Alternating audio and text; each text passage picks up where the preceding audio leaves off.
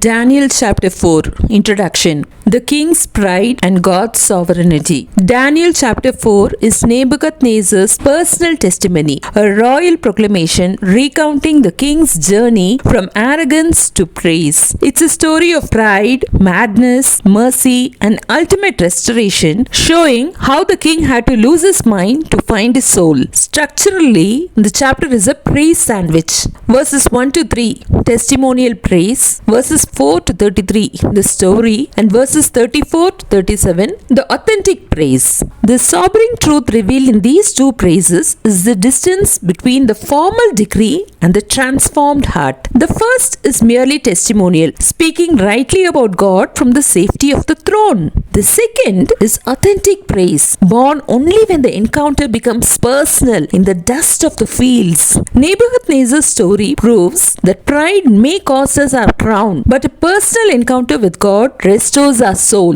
Public praise, the testimony to the nations. Verses 1 to 3. Nebuchadnezzar begins with a victory song declaring God's sovereignty from his throne for what he had done in verses 4 to 34.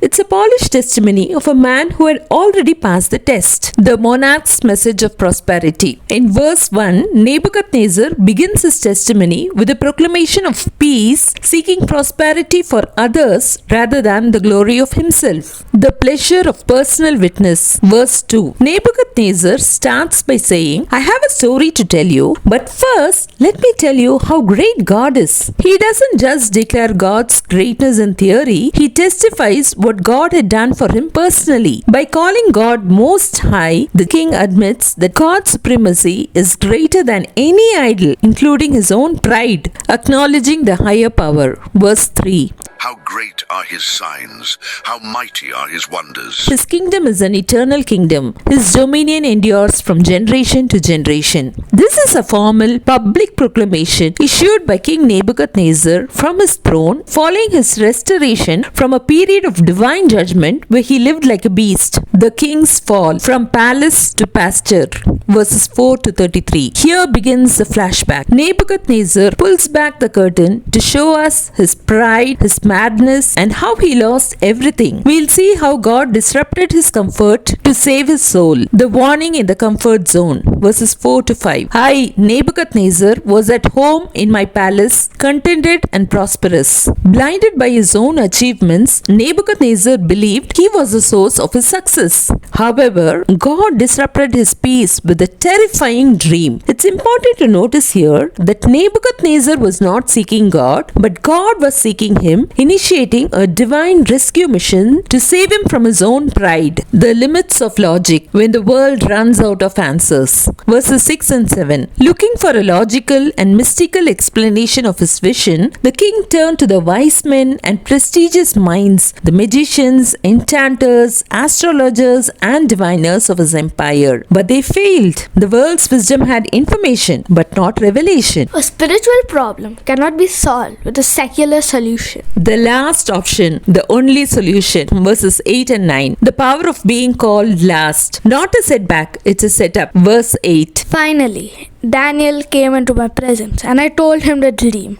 He's called Belteshazzar after the name of my God, and the spirit of the holy gods is in him. Being called last is a testament to being the only one with a true solution when everyone else fails. Nebuchadnezzar's delay in calling Daniel revealed his reluctance to acknowledge Daniel's God. Yet, when the world's wisdom collapsed, he had no choice but to turn to the man with the Spirit of God. Because Daniel was directly connected to God, his presence turned a dead end into a divine breakthrough. Mastery over mystery, becoming the standard of excellence. Verse 9. I said, Belteshazzar, chief of the magicians, I know that the spirit of the holy gods is in you, and no mystery is too difficult for you. Here is my dream. Interpret it for me. The king called Daniel chief of the magicians, not because Daniel practiced Babylonian magic, but because his wisdom rose far above the rest. His connection to the Most High redefined the standard and made him the benchmark of excellence. Daniel showed about the king that revelation, a PhD in the spirit, is superior to information, a PhD in the world. The vision of the great tree,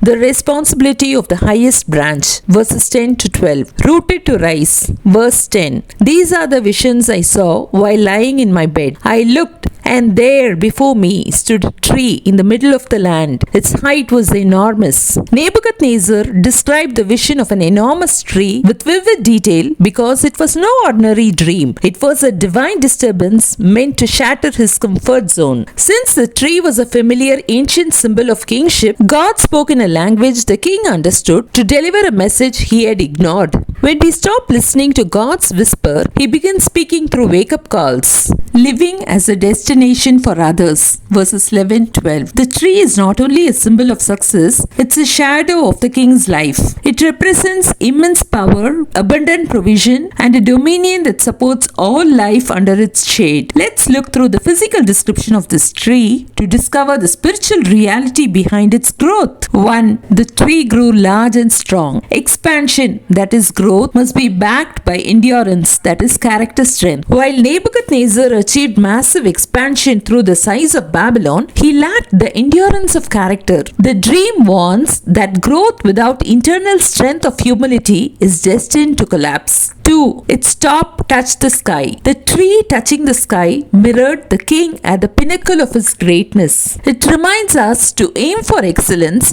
but to never forget that we are creatures under the Creator. 3. Visible to the ends of the earth. As a global superpower, Nebuchadnezzar's influence stretched to the ends of the earth. This challenges us to think beyond our own zip code, but it also warns us that the higher the visibility, the greater the impact of a fall. 4. Its leaves were beautiful, its fruit abundant. The leaves symbolize integrity of character and the fruit productive output. True success is sustainable only when character and productivity are in sync. 5. Beasts of the field found shelter and the birds of the air lived in its branches. The tree was an ecosystem providing shelter for all. This is the ultimate lesson. Your success is not a platform for your ego. It's a provision for your community. Nebuchadnezzar failed to realize that he was merely a steward, not the architect. The heavenly audit, evaluating the reach of your roots, verses 13 to 16. Living under the gaze of heaven, verse 13. A holy one coming down from heaven. The divine messenger is sent to observe, evaluate, and execute divine judgment. This is a powerful reminder that heaven is neither distant nor indifferent. Rather, it is actively watching, deeply involved in the affairs of men, and intimately seeing the state of our souls. Cut down, yet not cut off.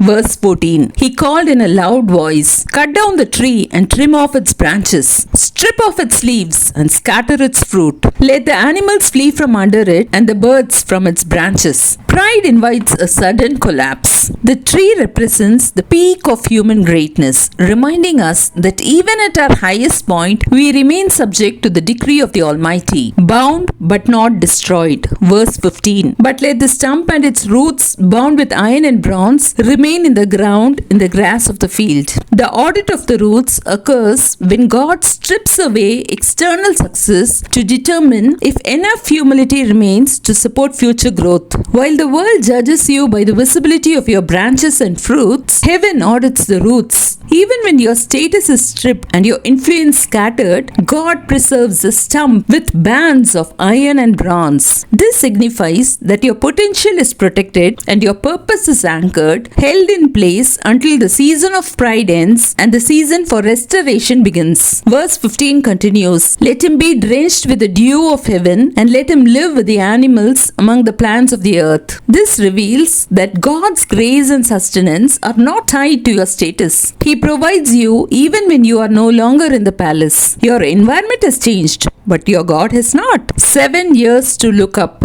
Verse 16. Let his mind be changed from that of a man, and let him be given the mind of an animal, till 7 times pass by for him. 7 times is not just a measure of duration, it's a complete cycle of discipline. In that cycle, humanity is refined through humility until we learn that true growth is not always upward in status, but inward in character. This transformation reminds us that every struggle has a deadline. Once the heart is aligned with God, authority authority is restored and destiny is redeemed. The watcher's verdict. Heaven decides, earth submits. Verse 17. The decision is announced by messengers. The holy ones declare the verdict, so that the living may know that the Most High is sovereign over the kingdoms of men and gives them to anyone he wishes and sets over them the lowliest of men. Authority is never seized by force. It is assigned by God. The verdict of heaven reminds us that leadership is a sacred trust, not a personal trophy. True sovereignty rests with the Most High, and human authority is only a stewardship under his rule. The dream interpreted. The king's wake-up call. Verses 18 to 27. A dream that demands heaven's voice. Verse 18. Nebuchadnezzar shares his troubling dream with Daniel, seeking divine interpretation beyond human wisdom. A message too heavy to hide. Verse 19. Daniel was deeply shaken by the dream's meaning because he felt the weight of the coming judgment and a genuine compassion for the king. Yet he refused to let his fear silence the divine assignment he had been given. He models the ultimate standard of leadership by showing the courage to speak uncomfortable truth in a world that demands comfortable lies, demonstrating that his loyalty was not to the king's pride but to God's message. The king's dream revealed.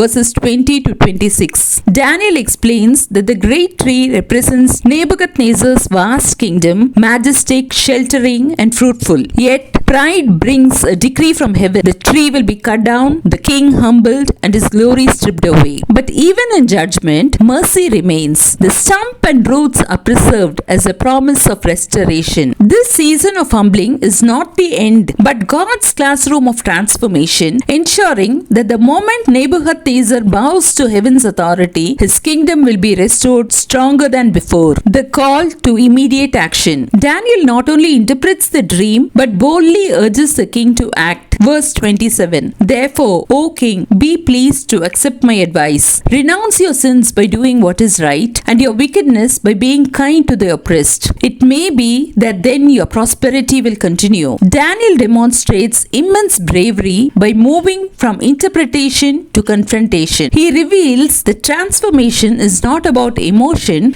but about action. Prosperity continues only when humility expresses itself through justice and kindness. This teaches us that destiny changes the moment righteousness becomes your practice and mercy becomes your priority. The danger zone, the eye problem. Verses 28 to 30. 12 months later, as the king was walking on the roof of the royal palace of Babylon, he said, Is not this great Babylon that I have built for a royal dwelling by my mighty power and for the honor of my majesty? God's 12-month grace period reveals his incredible patience. Yet Nebuchadnezzar used the time to indulge in an ego-induced amnesia rather than practicing gratitude. The moment on the roof proves that pride is the ultimate enemy of faith. When you shift from he to I, you lose the spiritual balance required to sustain your success. The word fulfilled. Pride meets its fall. Humbling declared by the voice from heaven. Verses 31-32. The call to immediate alignment. Verse 31. The words were still on his lips when a voice came from heaven. This is what is decreed for you, King Nebuchadnezzar. Your royal authority has been taken from you. Divine intervention is not a delayed reaction to our failure, but an immediate response to bring our life back into alignment with God's truth.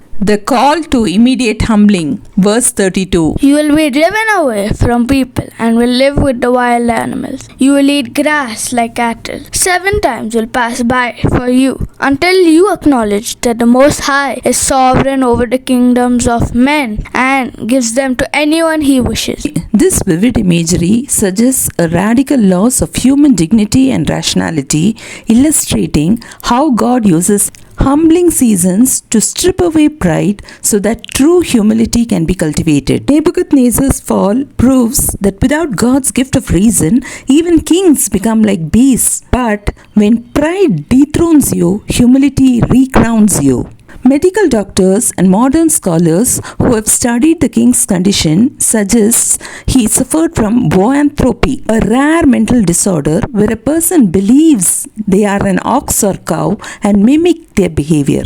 By reducing him to the level of an animal, God demonstrated that without his constant grace, even the most powerful royalty is reduced to mere animality, a transformation from glory to grass. Verse 33. Immediately, what had been said about Nebuchadnezzar was fulfilled. He was driven away from people and ate grass like cattle. His body was drenched with the dew of heaven until his hair grew like the feathers of the eagle and his nails like the claws of a bird. While the world saw the king losing his mind, God saw a man finding his soul. The speed of his fall is stunning, but his wilderness experience became a strategic blueprint for his restoration. This lowest point was not the end of his story. It was the moment his true character began to emerge through four powerful shifts. 1. Strategic seclusion. Being driven away was not rejection. It was divine seclusion. He had to lose the crowd to find the Creator. 2. The covering of grace. Being drenched with the dew was not punishment. It was a covering of mercy. Even in humiliation and our lowest seasons, God's grace sustains. 3. The eagle's perspective. Growing eagle's feathers was not a deformity. It was a redesign. God was dismantling his palace version to allow a purpose-driven version to emerge for the king's comeback. 4. The mark of a survivor. Developing claws was not a mark of shame. It was a symbol of hardened strength. They taught the king that he had to hold his ground to climb back to his territory. Authentic praise. The new normal of humility. Verses 34 to 37. The king looks up.